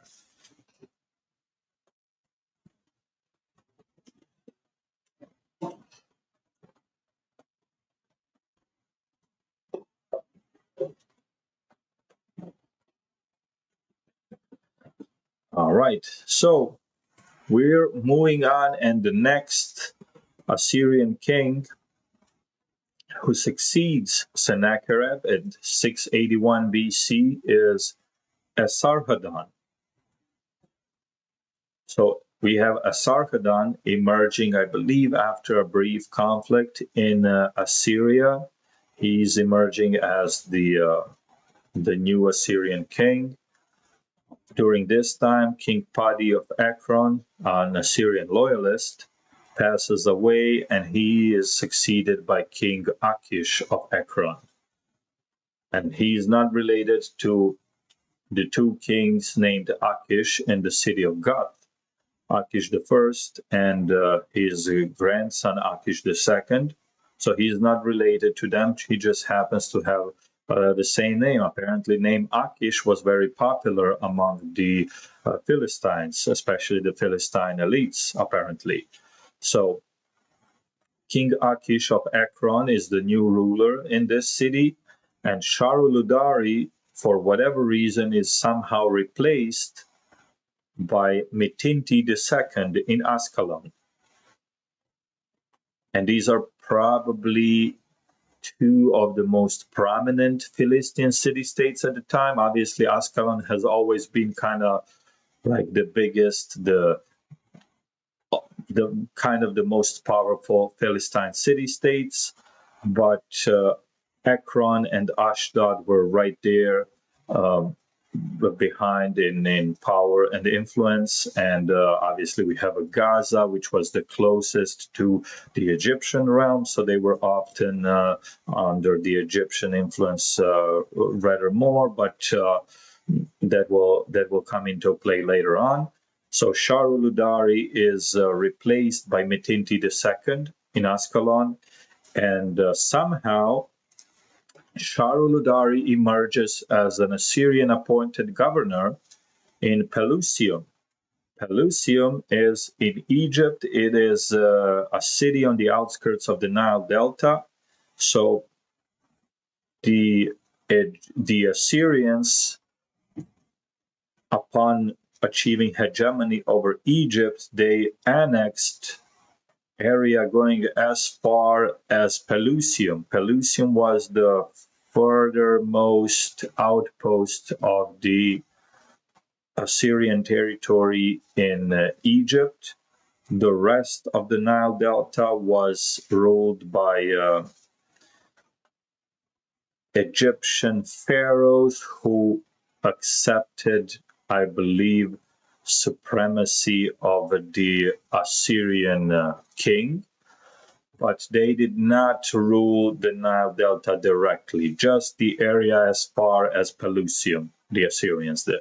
So Sharuladari, the Philistine, former Philistine king, is now Assyrian governor in Pelusium in Egypt.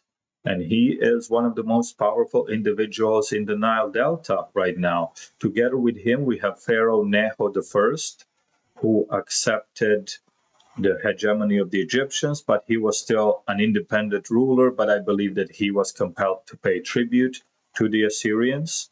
So Assyrians kind of annexed Pelusium. They had their own governor there. And the rest of the Nile Delta, they somehow held under their influence, perhaps in a vassalage status. But Upper Egypt, they did not control Upper Egypt. So Upper Egypt is a whole different story. No Assyrian control there. And the most powerful individual in Upper Egypt is Pharaoh Taharka. Pharaoh Taharka is not a fan of the Assyrian Empire. His own ambition is to be Pharaoh of all Egypt.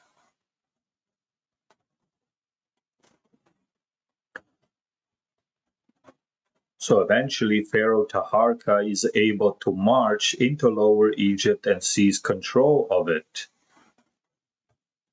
Assyrians, being so far away, were not able to intervene immediately, especially considering the fact that King Esarhaddon died on his way to intervening there. He died in the city of Haran in the Levant in 669 BC, and he was succeeded by Assurbanipal. Assurbanipal, famed Assyrian king, very powerful, ruled from 669 to 631 BC, perhaps the last great Assyrian king. Either way, Assurbanipal now marches towards Egypt. Pharaoh Taharka is proclaimed the overlord of all of Egypt. Necho I, who was a quote-unquote pharaoh in the Nile Delta, accepted Taharka as the overlord. A local prince, Pakuru, who was governor under Assyrians, also accepted Taharka as the pharaoh. And Sharuludari, the Assyrian governor of Pelusium, also accepted Taharka. So these three individuals switched allegiance. They thought Esarhaddon is dead, Taharka is coming, he's very powerful, we might just as well switch the allegiance, accept Taharka as the pharaoh of all of Egypt, and we'll be okay. But that's not what happened, because as the Assyrian army arrived, Assurbanipal defeats Pharaoh Taharka in 667 BC, and he reestablishes Assyrian control in the area. He captures Necho, Pakuru, and Sharuludari. They are all sent to Ashur, the Assyrian capital. And out of the three, Necho I and Pakuru are pardoned by the Assyrians. So Assurbanipal pardons these two. He has some use for them in Egypt, and they are okay. But Sharuludari disappears from the written record. Presumably, he dies in captivity. So with this, we conclude the period of the Assyrian hegemony, because with the death of Assurbanipal in 631 BC, we have a decline of the Assyrian power. We have problems closer to home. We have problems in Babylon, which used to be a vassal state to the Neo-Assyrian Empire at its peak. They have problems to the north with the emerging Medes, which we already mentioned, the Iranic peoples. And slowly but surely we have downfall of the Assyrian Empire in the coming decades, which brings us to the next topic, emergence of the Babylonian Empire.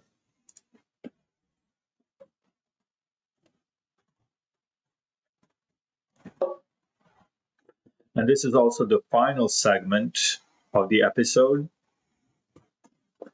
The Babylonian conquest and of the region and preceding emergence of Babylonia as a great power, or re-emergence, because we do know that Babylon was a great power of the Near East in the Bronze Ages during the times of Hammurabi and others. Eventually, it was subdued by the Neo-Assyrian Empire in the times of the Iron Age, but there were always problems with Babylon when it comes to the Assyrian monarchs. When it comes to Egypt, Egypt also regains some of its power because the decline of the Assyrians leaves a vacuum. In Egypt, they are obviously faced with major threats when it comes to the revival of the Babylonians, of the Babylonian power. So they are not able to intervene in Egypt anymore. Egyptians are free to do whatever they want. Egypt re-emerges under Pharaoh Psamtik and especially regains its independence virtually uncontested from the Assyrian side by the reign of Necho II. In the meantime, the Babylonians forge the alliance with the Medes. The Babylonian-Median alliance defeats Assyria. They defeat them in several battles. They were able to take the capital, which is, I mentioned Ashur as the capital. Actually, Nineveh was the capital of the Assyrian Empire at the time. They managed to capture Ashur. They managed to capture Nineveh. They managed to completely defeat the Assyrian Empire. And Necho II on the other side, he uses this opportunity to regain all of the lost Egyptian power from the previous period. He very strategically allies himself with the collapsing Assyrians, just so that he sees Babylonians as a new threat. He knows that Babylonians are going to go for all of the former Assyrian territories, all of the former Assyrian subjects. He already sees that there's going to be battle between himself and the Babylonians over the influence in the Levant. So he declares support for the declining Assyrians. He goes all the way to the Levant with his army to battle the Babylonian Median alliance. Also, at this time, we have the final recorded king in Philistia, King Adon, who we are not sure if he was a ruler of Ascalon or another Philistine city-states, or perhaps some kind of overlord over there in Philistia. We do know that he is most prominent individual when it comes to anti-Babylonian activities, and we do know that the Babylonians considered Ascalon the most powerful and the chief adversary among the Philistines. So presumably Adon was the king of Ascalon, although this is not confirmed. Either way, the Egyptian-Babylonian battle for the Levant rages on. King Adon sides with Necho II, and Babylon, under crown prince and later king Nebuchadnezzar, emerges victorious in 605 BC. So the Egyptians are defeated. The pathway to the southern Levant, the southern Canaan, is clear. The Babylonian army achieves submission of Phoenicia in 604 BC, the following year, and very quickly we have invasion of Philistia. The Babylonian-Egyptian war continues. Adon is recorded to have sent letters to Egypt. He sent letters to King Neho II, to the Pharaoh. First, he was reporting of the movements of the Babylonian army. He reported where the Babylonians were encamping in Philistia, and he requested urgent reinforcements. He was aware that he is not able to fight Babylonian king on his own, no chance, but sufficient reinforcements never arrived. Neho was creating his own strategy. He was not worrying about a petty king like Adon from the Egyptian point of view. And the Philistines were easily defeated by the Babylonians. Subsequently, we have reports of king of Ascalon, not named, but presumably Adon, being captured and brought to Babylon. The cities of Ascalon, Ekron, and likely Ashdod were destroyed by the Babylonians. The only Philistine city-states that was left standing was Gaza, and Adon was almost certainly not a king of Gaza. So he was likely a king of Ascalon, or perhaps a chief ruler among the Philistines, whatever the city-state was. But through the Babylonian sources, it is safe to assume that he was the king of Ascalon. There was no more mentions of Adon or any other Philistine king following this defeat and destruction of Ascalon and other Philistine city-states by the Babylonians. And finally, in 601 BC, we have the Battle of Migdol between the Egyptians and the Babylonians. Neho II manages to defeat the Babylonians and fight them off. The Egyptians captured the city of Gaza, the only Philistine city which was not destroyed, but no Philistine monarch, no Philistine ruler is recorded at this time. Gaza is just captured by the Egyptians and now ruled by the Egyptians.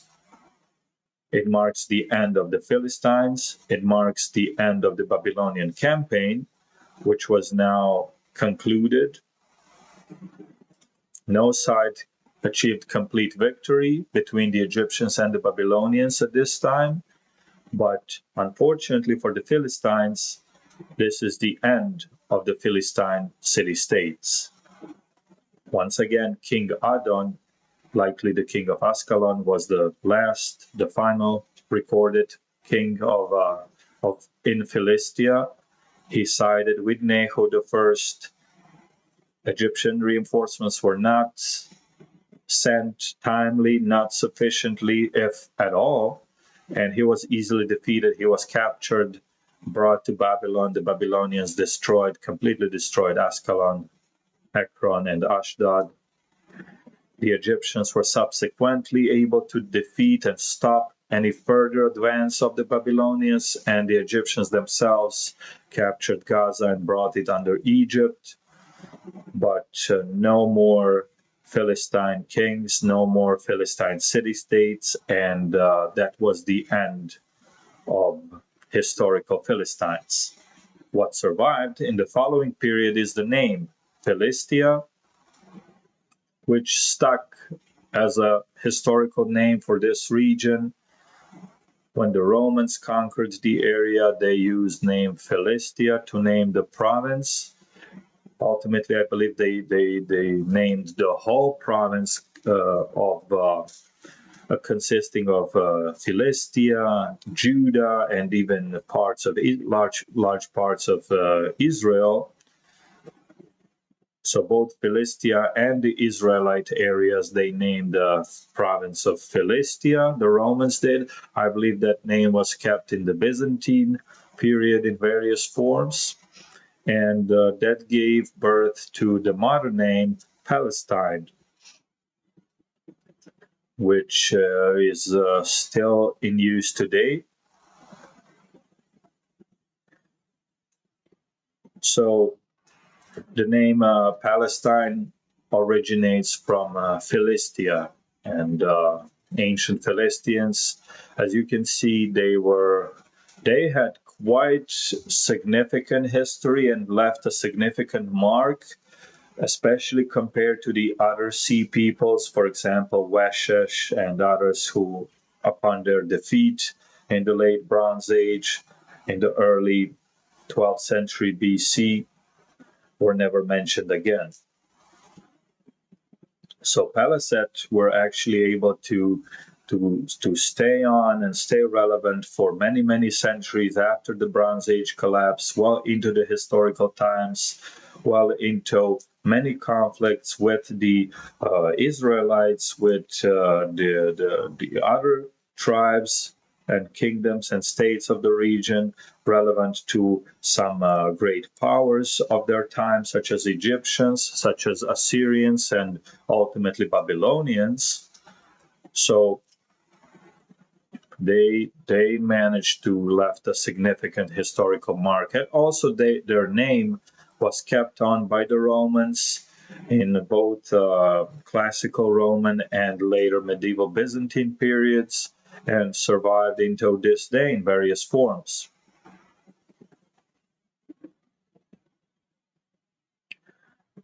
So we are 2 hours in. That concludes the episode. It was quite a topic. Hopefully everybody enjoyed it. To quickly reiterate all of the segments that we did. We started with the identity and the origins of the Peleset, the Egyptian name and Hebrew name for the Philistines, Philistines being the Greek name. We have concluded that their origins were in Greece, specifically on Crete, as recorded by numerous sources, also confirmed by the archaeological evidence, pottery style, architectural style of their buildings, megarons, and so on, confirmed by their burials. And we had the campaigns of the Sea Peoples early on, their destruction of many significant kingdoms during the time of the late Bronze Age collapse, their destruction of the Hittite Empire, their destruction of Ugarit and Kingdom of Alasia, their attempted invasion of Egypt, which was stopped and decisively defeated by Pharaoh Ramses III.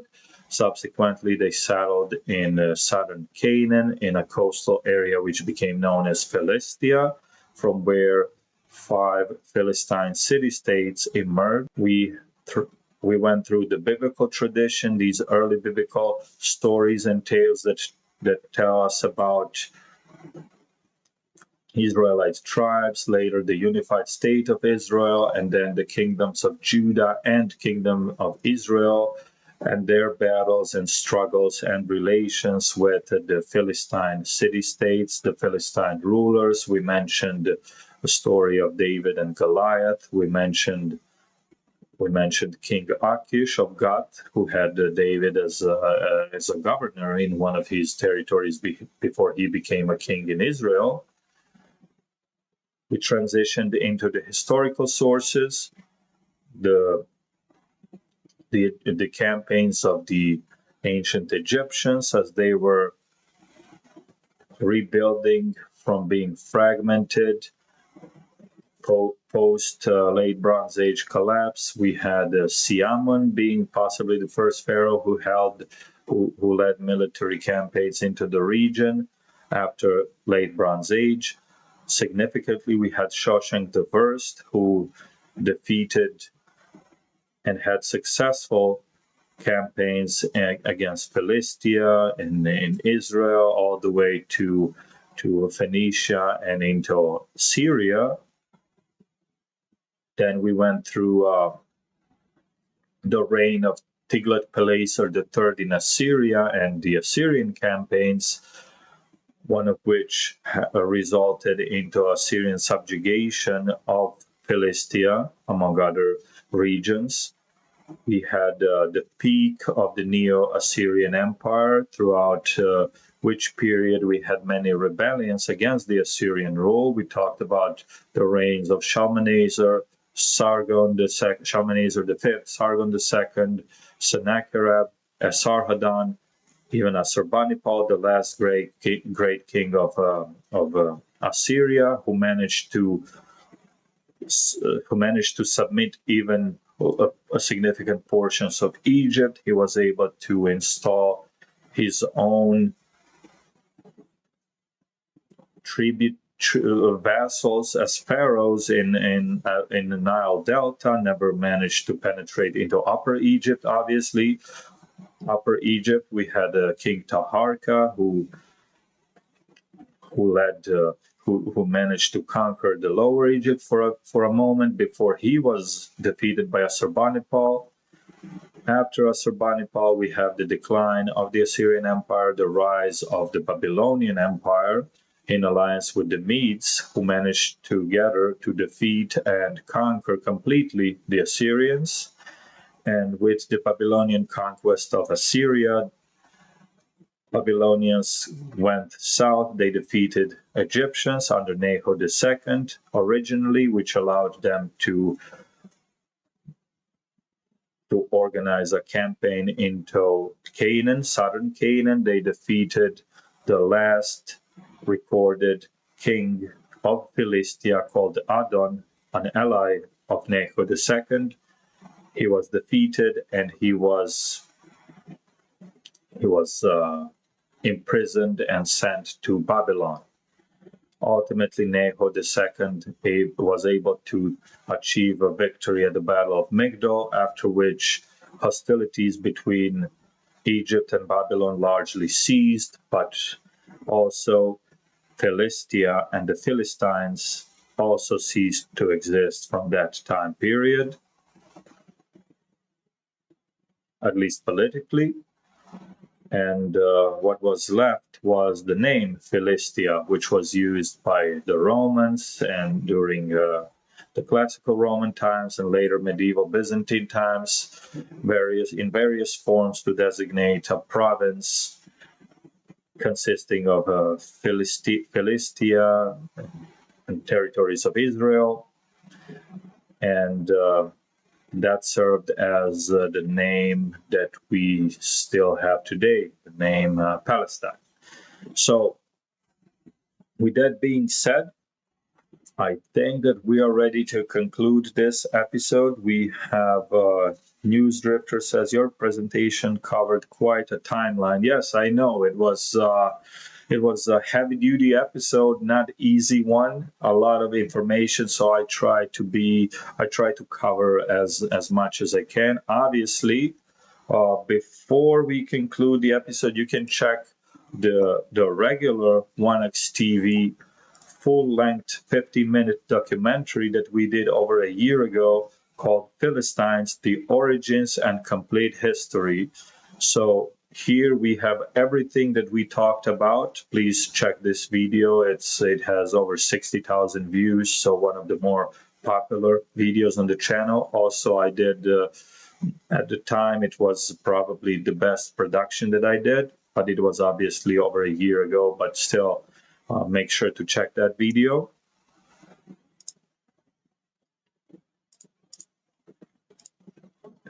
And with that being said, we have a few comments here still. OnBat says, should we really call him Achish instead of Akish to help signify his Achaean heritage? I want the reintroduction of. Okay, I understand what you're saying, and other letters which help pronunciation better than our alphabet. sometimes it is, yes. So Achaia does not really have I sound, and even I'm not always 100% comfortable going with that one. So sometimes I try to do pronunciation closer to what would be more of a Greek sounding pronunciation. Sometimes I just go with full English. It depends on the situation, I guess. Nicolas says, "Thank you, Wanax." Thank you, Nicolas, for being here. News Drifter, thanks, Wanax. How is the documentary coming? If we're talking about the Etruscans, it is coming either by the end of the month or at some time early December. We keep moving the date for some reason. Well, not for some reason, because we are not progressing as fast as I hoped. But definitely before the end of the year, we will have the Etruscan documentary. It's going to be about 2 hours long. I talked about it many times, and you will have to stay tuned for that. With that being said, I'd like to thank to everybody for joining us today. It was a great episode. I'm sure that this will be interesting for many people who have not joined us for the beginning to watch this, because we stayed on topic throughout the episode. We have 8 large segments, some of them very large, especially the uh, the biblical tradition, accounts of biblical tradition, and the rebellions, the Assyrian period, the period of the Neo-Assyrian Empire, Assyrian conquest, and the rebellions against the Assyrian authority. A lot of information we covered there. We will be back in a few days with perhaps some lighter episode, and the easier one where we're gonna be able to be more casual towards the end. So we'll see how it goes. But Santiago says, "Thank you, Wanax. Very interesting episode. Thank you very much." Jason, I agree. When and how did you first get into Greek and Aegean Bronze Age history and archaeology? To be honest, since I was a kid, I always knew about Greek history. Well, originally Greek mythology. When I was very little, I knew of Greek mythology, Heracles or Hercules, and all of the others, and yeah, I was kind of into Greek history since the beginning, basically. Very since I was very little, I did have that.